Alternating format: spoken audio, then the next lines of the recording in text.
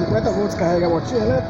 Bem, rapaziada, olha aqui que coisa interessante, ó. Transformador de micro-ondas. O retificador. Aí, ó, sustentando duas baterias. Quatro. 4 baterias, alimentando 4 baterias. Quando quer, bota essa aqui na tomada. 50 volts. Tá vendo? 50 volts, ó. O transformador de micro-ondas. Aqui o retificador embaixo, ó. Tem a retificação. E olha aí, ó, a bichinha aqui, ó. Bora. Ó. Aí, ó. Esse um transformador de micro-ondas faz.